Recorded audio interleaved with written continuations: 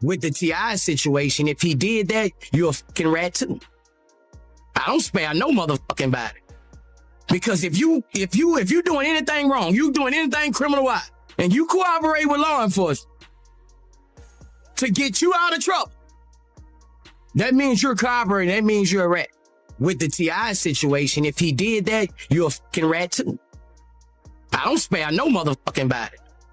Because if you doing anything wrong, you doing anything criminal-wise, and you cooperate with law enforcement to get you out of trouble, that means you're cooperating. That means you're a rat. You have any questions for me? You need anything to go with you? Your phone? Where's your phone at? Your phone. We're in the car. I'm not looking for phones. I'm looking for... Right now, the world isn't just watching. It's holding its breath. King Harris, the son of the famous rapper T, is fighting for his life in the intensive care unit of an Atlanta hospital.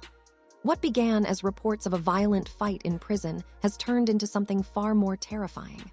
People are saying it may have been a deliberate attack, carefully planned. It has shaken not just his family, but the music industry and fans everywhere. This wasn't a simple prison fight. According to sources close to the situation, it was a targeted strike, like something from a crime movie. For King and his family, though, this is not fiction.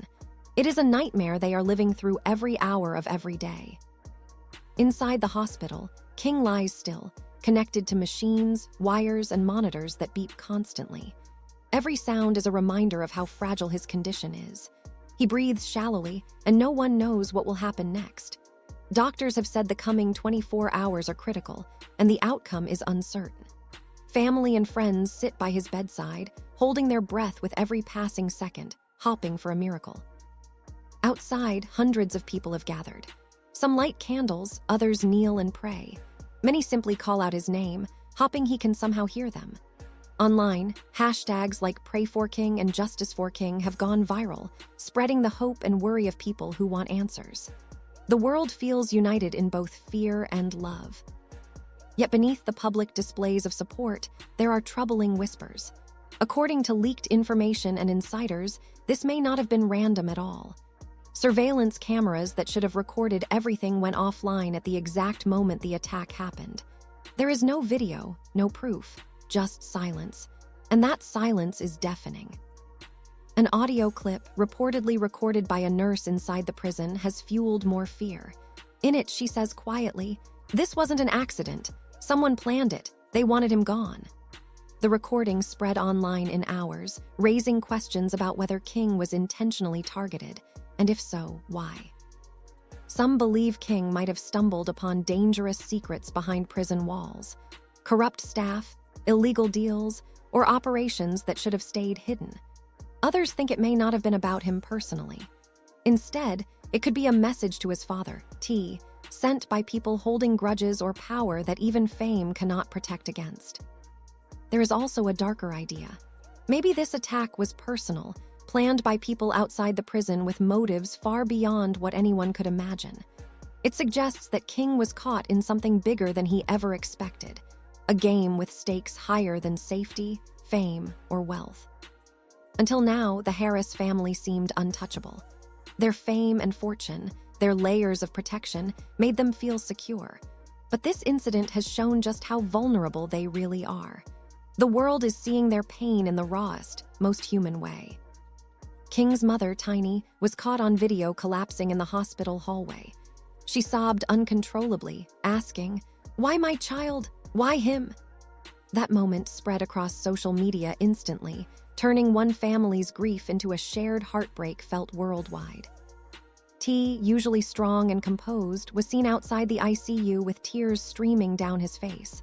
His usual confidence had vanished. In its place stood a father pleading for his son's life.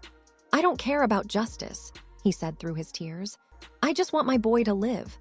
The words captured the depth of a father's love, raw and unfiltered. As the family tried to process what happened, more shocking details surfaced. Whistleblowers claim that some prison staff may have deliberately looked the other way during the attack. The cameras were not broken, they were turned off. If true, It suggests that people entrusted with protecting inmates may have played a role in harming him. The betrayal adds another layer of horror to an already devastating situation. Doctors reported that King briefly lost consciousness during the night. They were able to revive him, but warned his family about the severe risks: memory loss, difficulty speaking, paralysis, or worse. He is not legally brain dead, but the possibility of permanent damage looms large. Every update sends waves of fear through the family and fans alike. Tiny reportedly collapsed again upon hearing this news, screaming, "They tried to kill my baby. They want to destroy our family."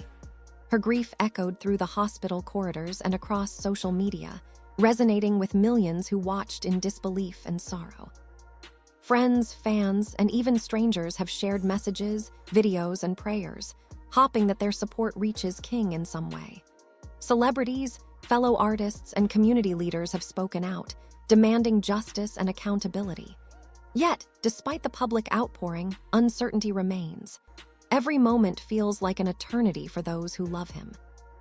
For the Harris family, life has changed in an instant. The public may see fame, money, and privilege, but they now understand how fragile life can be. A single moment can shatter everything, leaving a family desperate for hope and answers. And as the world watches, holding its collective breath, one thing is clear: this story is far from over. The coming hours, days, and weeks will test their strength in ways that no one can predict. Outside the intensive care unit, T was on his knees, hands pressed together, his voice shaking as he pleaded, "Take everything I have, Lord. Just don't take my son." The raw emotion in that moment, captured on video, spread quickly online, breaking the hearts of people everywhere.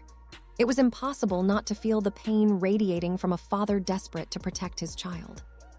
What started as a small group of concerned friends and family outside the hospital quickly grew. Fans, neighbors, and community leaders arrived, holding candles and signs, their faces etched with worry and sorrow. Soon, the crowd became a sea of people, all standing together, praying and chanting for justice. The energy was heavy with grief, fear, and anger, and every shout or tear seemed to echo the same question: why did this happen? Amid the crowd's grief, some voices spoke out with frustration and accusation. People demanded answers from the correctional officers who were supposed to keep inmates safe. One person shouted, "Y'all protect killers, but you couldn't protect a kid." That statement struck a nerve and spread quickly online, feeding public anger. Then an unverified audio recording surfaced, allegedly of an inmate confessing, "We were told to make it look like a fight, but King was the target." Whether it was true or not, the clip added fuel to an already raging fire. People were outraged, and the speculation only deepened. Inside the prison, whispers circulated. Some believed rival gangs were involved. Others suggested that powerful figures from T's past might have had a hand in the attack. Whatever the truth was, it was clear this wasn't a random act. Tension and fear hung in the air, both inside and outside the hospital walls. As night slowly turned into dawn in Atlanta, the sadness and worry showed no sign of easing. Crowds stayed outside, refusing to leave. Inside, doctors worked tirelessly to save King, while his parents never left his bedside, holding onto hope with quiet determination. They asked the same painful question over and over: how could this happen to their son? Meanwhile, darker conversations began to surface online. Some called the situation karma. Others whispered about revenge. One cryptic post that read, "The sins of the father fall on the son," went viral, intensifying speculation. People wondered whether King was targeted because of his father's past, or if old conflicts had followed him into the present. No one had answers, only questions that seemed to multiply. The story drew attention from celebrities and influencers, who added their voices to the growing debate. Some criticized the justice system for failing to protect the innocent, while others pointed to past rivalries or personal histories as possible explanations. One music producer wrote, "When you play with fire, sometimes the flames touch your family." Fans began revisiting old interviews, rivalries, and public conflicts, seeing King's ordeal as part of a bigger story, one that spoke to deeper issues in the culture. Security around the hospital had to be increased because online threats were pouring in. Protesters gathered outside, demanding accountability and justice. At one point, T stormed outside, anger and fear mixing in his voice as he shouted, "I'll burn this entire system down if you don't protect my family." The clip of him yelling and crying was shared widely, showing not the celebrity, but a father who was terrified for his child. Then came heartbreaking news from inside the ICU.